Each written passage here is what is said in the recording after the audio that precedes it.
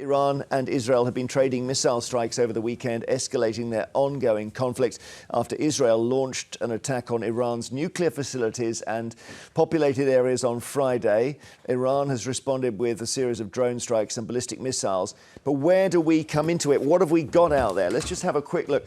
We're a bit thin on the ground, as you can imagine, but I've got a map of the world here with us in the middle, UK, and we're just going to go southeast of Cyprus here. Have a look at two places in particular. So the first one is a very useful RAF base just in the south of Cyprus. Can you see that? RAF Akrotiri, it's called. And they've got all sorts around here. I think they've got a pub down here, a flying club, so the Hamlet pub, and there's even something called the Monastery of St. Nicholas of the Cats. But anyway, you've got an airbase. That's the key thing, with a runway, which we can use. We're there. And if we go further up the coast, you'll see a second place we've got in Cyprus, which is called Dhekelia. And there are two battalions here in Dhekelia. So it's this area here. And I'll give you the context. Dhekelia, Akrotiri. So that's Cyprus. So now we move closer to the trouble spot. And actually, you can see there's about 1,500 miles between Jerusalem here and Tehran over here. So Israel down here and Tehran. Quite a lot of distance. If you move further across to the east, you're in Bahrain, and we have got a Type 23 frigate there and a base there and some minesweepers as well. So we have now got a permanent standing arrangement with Bahrain, and the frigate is there. That's another asset. And then here's the Suez Canal, the famous Suez Canal. And we've just actually had an Air Force carrier, aircraft carrier, HMS Prince of Wales, has gone all the way down and then out through the Gulf of Aden. So it's in the neighbourhood. And it's not a lot, Alice, but it's enough to make an impression. Yeah, I mean, look, this is a very, very frightening and quickly escalating situation. I think the reason why we've been sending these typhoons and so on to the region is clearly to protect those strategic assets that you've been talking about, but also to send a message to our allies, Israel, that we are there to support them, even if we don't really want to get involved in a hot war. Because I was going to say that Iran has warned that if the UK does support Israel, then our ships and bases would be targets. Yeah, absolutely. And we know Iran already has, hostile proxies in many territories, that it supports domestic terrorists as well as those in the region.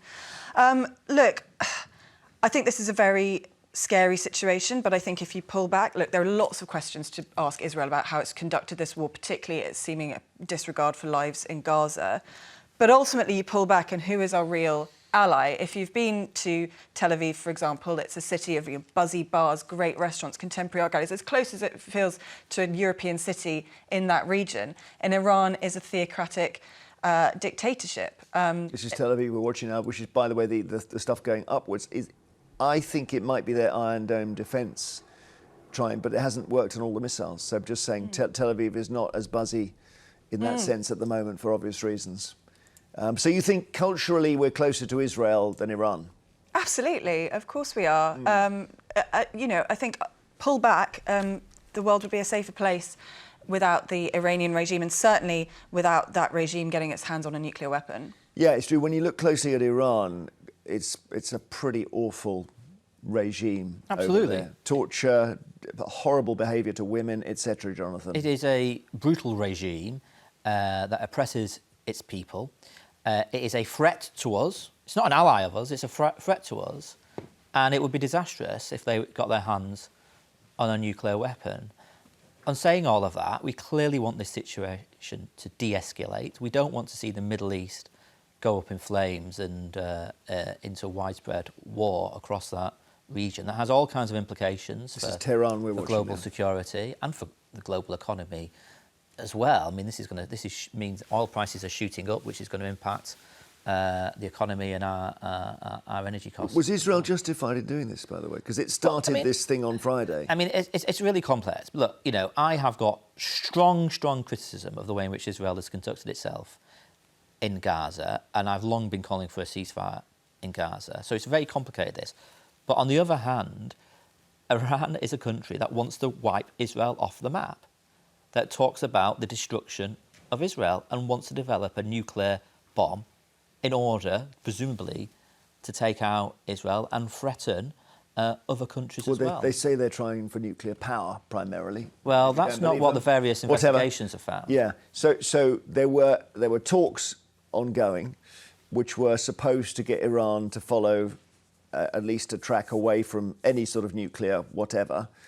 And halfway through the talks, the Israeli attack on Iran happened. That's why I mentioned the timing seems to have derailed the talks.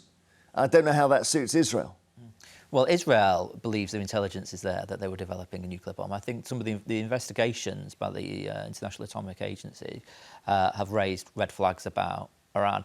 And look, you know, Iran allies itself with countries like Russia, who are a threat to us, who we are in a kind of, if you like, a sort of subterranean Cold War with, if you like.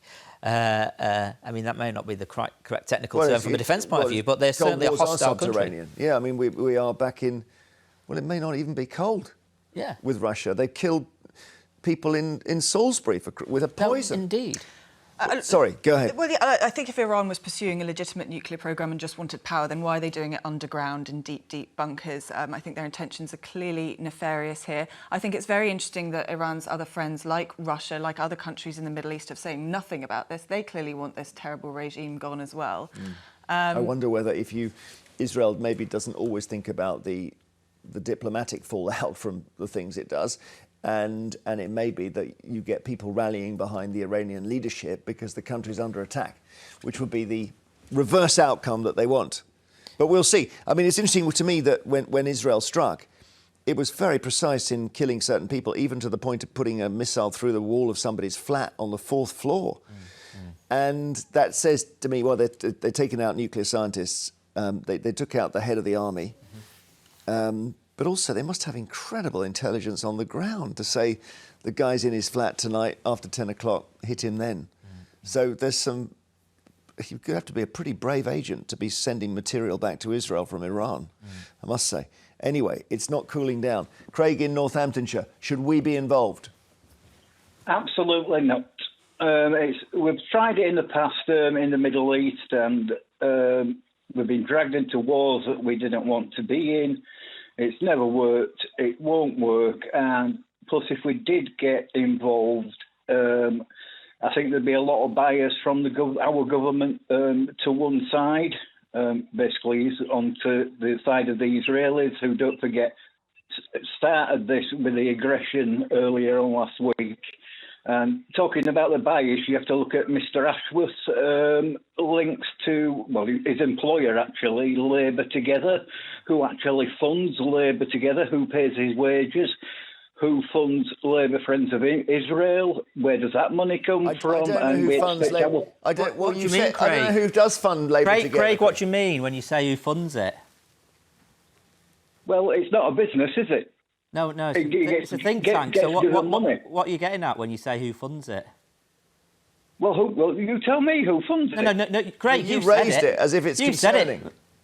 So what do you mean, lad, when you say who funds Labour Together? What are you getting at?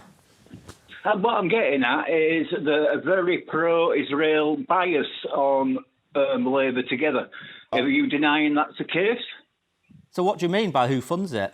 Israel doesn't fund Labour Together. So what are you getting at? Who funds it? Well, you know, just answer who funds it.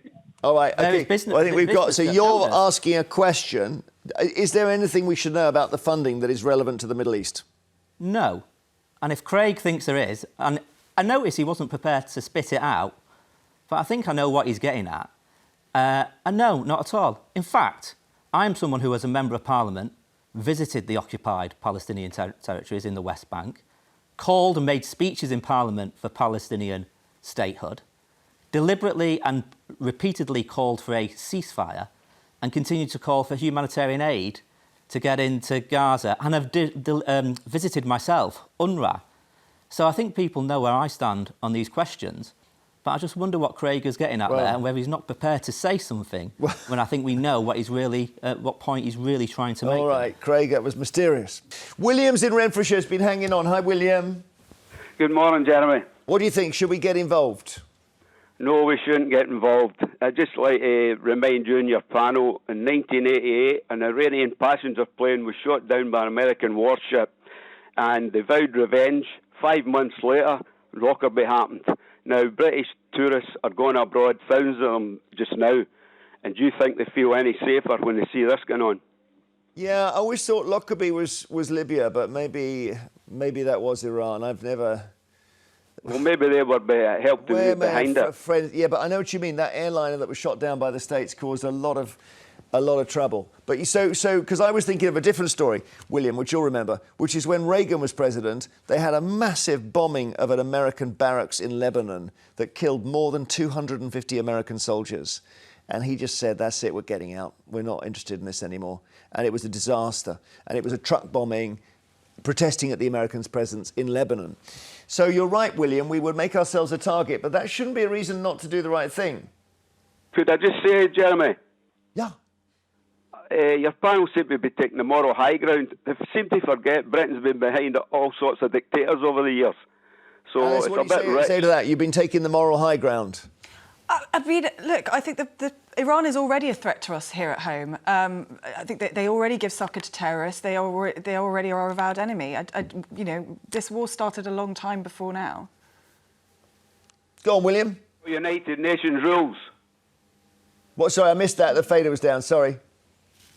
Israel has broke all United Nations guidelines. Yeah, I mean, I don't think I was taking the moral high ground when I criticised Israel's conduct in Gaza. I think there are many questions to ask. The panel would not say Iran and Israel are both as bad as each other. That's the point, William. But you may disagree with that. Unfortunately, Israel in 48 killed a lot of British soldiers and blew up hotels they were staying in, so let's worry when we're taking the moral high ground. All right, William, got it. Thank you so much. We've read the rap sheet there. Stephen in Derbyshire, hi. Hello. Hello. Hello, matey. How you going? You all right, Jeremy? Yeah, really good, Stephen, thanks. What do you think? Personally, I reckon, right, one, we shouldn't get involved. As forces, as army, it basically don't even cover Wembley Stadium. I know. Well, no, it's worse. I think it would only fill about 65% of the seats, so we've got problems. Yes, and that's right. And plus, I mean, the government's on about building nuclear submarines and getting all these other weapons, but those aren't going to be built until, what, 2035, can I say, give or take? Yeah. Yeah? I mean, we call ourselves humane. We're not humane. We're just like killing. Well, that's a bit of a stretch saying we haven't got enough weapons to then saying we just like killing. Well, you think we do? Yeah. We're sort of war hungry. We're killing, yeah. Russia, Ukraine. Then we've got Israel and Iran. We're just like, to me, we're just like killing. We kill for land. We kill for money. And we're the only race on the planet that kill. Apart from man. You're talking about British people or humans? Humans. Okay, right. Okay. I misunderstood. Thank you, Stephen, so much. Yeah. I mean, I don't know if... I mean, that's probably true, isn't it? There's a thing in the National... whatever it's called, the Natural History Museum, where they say this is the most dangerous animal in the world, and it's just a mirror. Yeah.